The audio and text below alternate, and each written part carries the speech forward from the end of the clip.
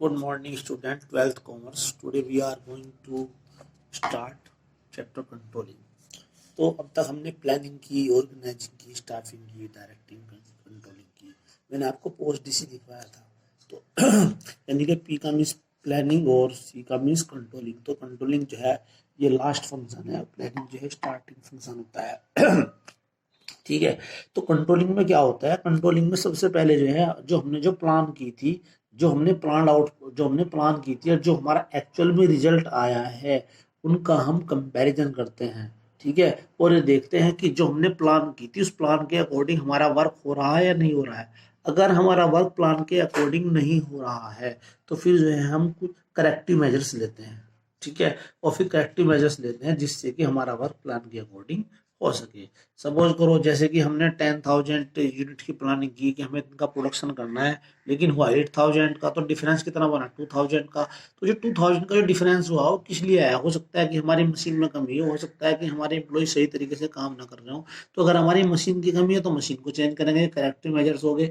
अगर हमारे employ train नहीं है तो एम्प्लॉय को ट्रेनिंग देंगे. तो ये हमारे करेक्टिव मेजर्स हो गए. ठीक है. तो देखते हैं controlling. It is concern with taking या किससे संबंधित? टेकिंग नेसेसरी मेजर्स लेने से है to ensure achievement of organisation goal. Organisation के गोल को अचीव करने के लिए, ऑर्गेनाइजेशन के गोल के अचीव को सुनिश्चित करने के लिए जो नेसेसरी जो मेजर्स लेना ही जो है कंट्रोलिंग से संबंधित होता है. ठीक है. तो अब कंट्रोलिंग में होता क्या है? कंट्रोलिंग में कंपैरिजन होता है. मैंने पहले बताया था कंट्रोलिंग फंक्शन में defined comparison of actual performance with plan performance. जो हमारा एक्चुअल में प्रोडक्शन हुआ है, जो हमारी एक्चुअल में आउटपुट हुई है और जो हमने प्लानिंग की थी उनके बीच में जो है कंपैरिजन करते हैं. यही से कंट्रोलिंग का वर्क स्टार्ट होता है. ठीक है. अब जब हम उनमें कंपैरिजन करते हैं तो कोई ना कोई डिफरेंस मिलता है. डिफरेंस को बोलते हैं डेविएशन. इसमें तो जो डेविएशन मिलता है वो देखते हैं. अब वो देखते हैं कि वो डेविएशन क्यों आया, उसके रीजन को देखते हैं. क्या देखते हैं? उसके रीजन को देखते हैं. और फिर अगर हमने रीजन देख लिया कि क्या, फिर उसके लिए लेते हैं करेक्टिव मेजर. सपोज को रीजन क्या मिला? हमारी हो सकता है मशीन में कमी हो. मशीन में कमी मिल जाए तो मशीन को चेंज करेंगे, करेक्टिव मेजर्स हुआ. अगर जो इम्प्लॉइज वेल ट्रेंड नहीं है तो उनको ट्रेनिंग के लिए भेजेंगे, तो फिर करेक्टिव मेजर्स लेंगे, है ना. और action to stop these reasons. ये इन रीजन्स को रोकने के लिए जो रीजन ना आए. ठीक है. To stop in future this there is match between actual and plan performance, जिससे कि एक्चुअल और प्लान परफॉर्मेंस में मैच हो जाए.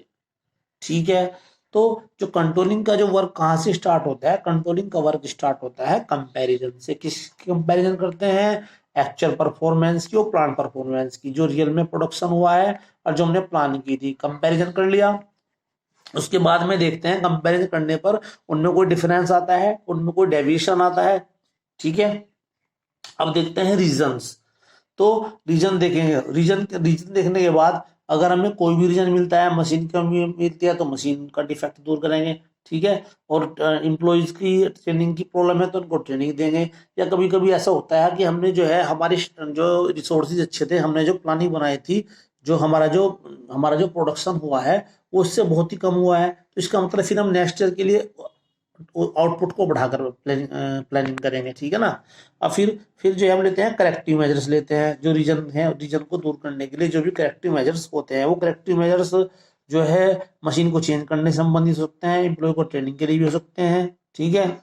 या फिर अगर हमने जो हमारे पास रिसोर्सेज अच्छे थे, हमारा जो है प्रोडक्शन जो है हमारा जो कम हुआ है. ठीक है. नहीं तो नहीं, अगर हमारा प्रोडक्शन ज्यादा हो जाता है, प्लानिंग हमने कम की बनाई थी, तो इसका मतलब फिर हम दोबारा से प्लानिंग बनाएंगे जिससे कि हम ज्यादा प्रोडक्शन ले सके. ठीक है. So that in future there is match between actual and plan performance. तो एक्चुअल और प्लान परफॉर्मेंस को जिससे कि मैच कर सके. ठीक है. अब उसके बाद देखते हैं स्कोप. ठीक है. तो ये तो एग्जांपल मैंने आपको ऐसे एक्सप्लेन कर दिया है, इसको आप देख लेना एक बार. ठीक है. इसमें बता दूं मैं थोड़ा सा कि हमने जो है आउटपुट जो है हमारा कितना हुआ था. प्लान आउटपुट 1000 की प्लानिंग की थी हमने, और एक्चुअल में आउटपुट कितने का हुआ? 800 का. तो इसमें डेविएशन डिफरेंस कितने का आया? 200 का आगा. 200 का इसमें डिफरेंस आया है. ठीक है ना.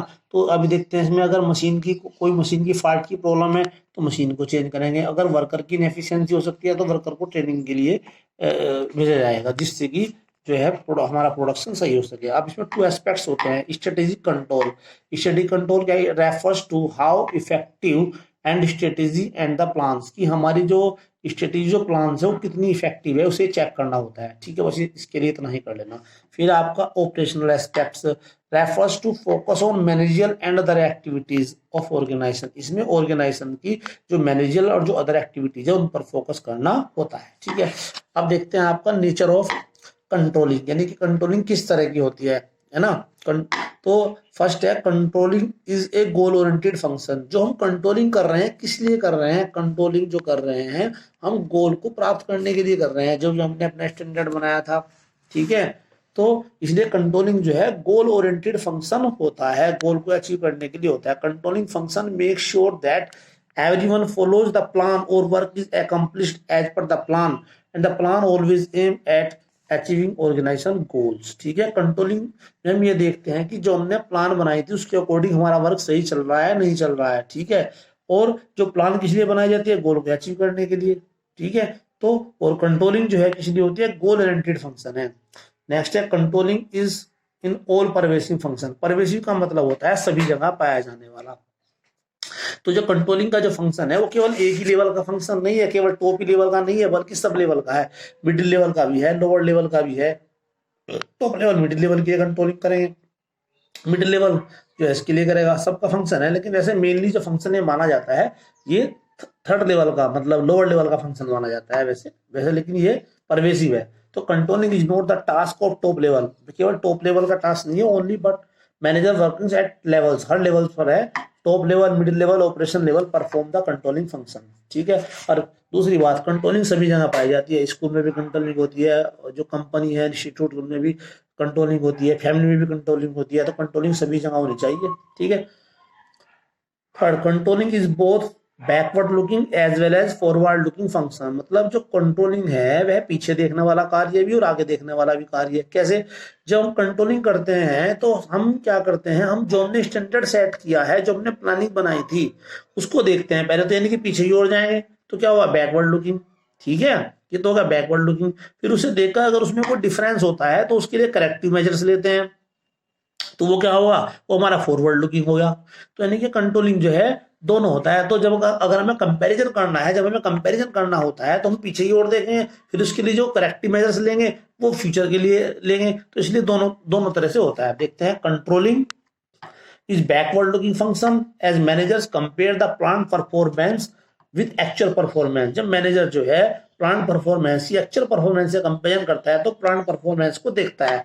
To measure the actual performance they have to look back the performance already done. अगर उसे कंपैरिजन करना है तो उसे जो है पीछे की ओर देखना होगा। Controlling is forward looking, controlling आगे भी देखना है। Also because it does not end only by comparison past performance with future, यह केवल जो है जो पास्ट परफॉर्मेंस की फ्यूचर परफॉर्मेंस जो है कंपैरिजन पर खत्म नहीं होती है, but also suggest measures to remove the reasons for failure of plan, बल्कि प्लान की फेलियर्स के लिए जो जो भी रीजंस हैं उनको दूर करने के लिए भी इसमें सजेशन होते हैं।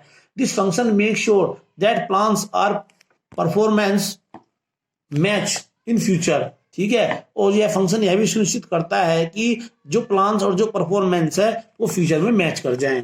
नेक्स्ट है controlling is a continuous function. Controlling का काम एक बार वन टाइम फंक्शन नहीं है, ये नहीं एक बार आप कंट्रोलिंग करके छोड़ दे दोबारा नहीं करनी पड़ेगी। कंट्रोलिंग जो है कंटिन्यूअस फंक्शन होता है।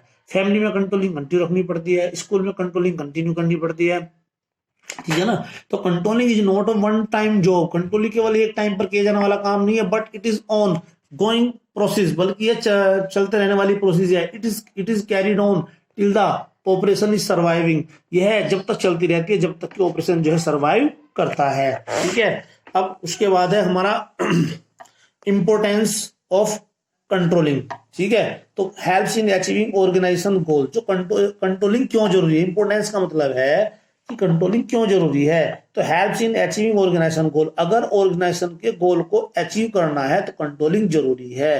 तो क्योंकि अगर हमने प्लानिंग तो बना ली लेकिन उसे जो है उसको अचीव करने के लिए, ठीक है, उसे सही तरीके से टारगेट को अचीव करने के लिए कंट्रोलिंग नहीं कर रहे हैं तो जो है हमारी प्लानिंग भी सब बेकार हो जाएगी। तो when the plans are made in the organisation these are directed towards achievement of organisation goal and controlling function ensure that all the activities organisation take place according to plan. मतलब controlling यह सुनिश्चित करती है कि जो भी activities हो रही है वो प्लान के अकॉर्डिंग हो रही है या नहीं हो रही है।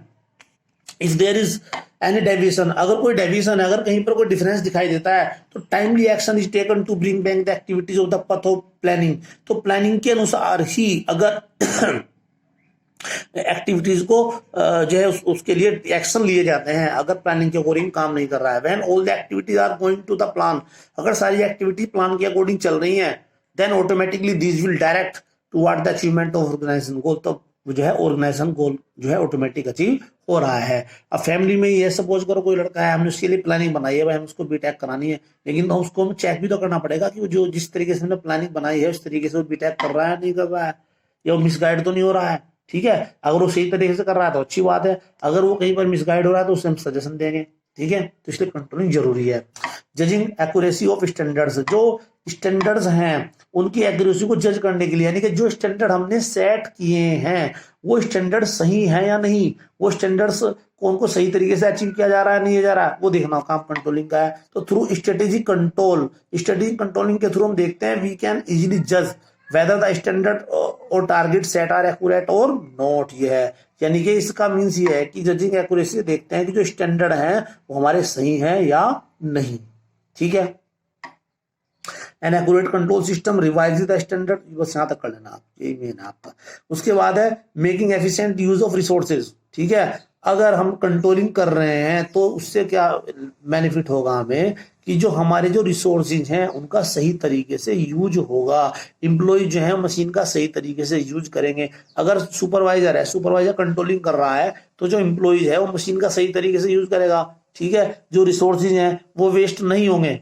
ठीक है, नहीं तो पता हमें जो है देखते हैं कि सपोज करो कहीं पर हमें 10 एम्प्लॉय की रिक्वायरमेंट है और हम कंट्रोलिंग नहीं करा रहे हैं तो हो सकता है वहां पर 12 एम्प्लॉय लगा दें या ज्यादा एम्प्लॉय, कुछ एम्प्लॉय सही तरीके से काम वर्क नहीं करेंगे। तो like traffic signal control guides organisation and keep its on the right track.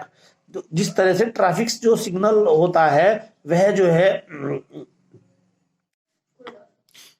जिस तरह से ट्रैफिक सिग्नल जो है ट्रैफिक को कंट्रोल करता है उसी तरह से कंट्रोलिंग जो है ट्रैफिक सिग्नल की तरह जो है बिजनेस को कंट्रोल करती है, बिजनेस को सही ट्रैक पर रखती है। ठीक है, उसके बाद है इम्प्रूविंग एम्प्लॉय मोटिवेशन।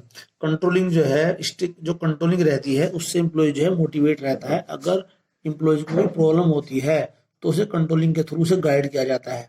ठीक है, उससे कम्युनिकेट की जाती है जिससे कि एम्प्लॉय जो है बेटर परफॉर्मेंस करता है। Ensures order and discipline, controlling जो है इस तरह का एटमॉस्फेयर क्रिएट रखती है जिससे कि ऑर्डर और डिसिप्लिन मेंटेन रहता है। ठीक है, इफेक्टिव कंट्रोलिंग सिस्टम से जो सबऑर्डिनेट्स हैं वो भी सही तरीके से वर्क करते हैं क्योंकि उनकी परफॉर्मेंस को हम चेक करते रहते हैं। ठीक है, और जो शार्प कंट्रोलिंग से जो है जो एम्प्लॉय की डिसऑनेस्टी, उनका जो फ्रॉड है उसे चेक किया जा सकता है। ठीक है, और कंप्यूटर के द्वारा भी जो है मॉनिटरिंग की जाती है।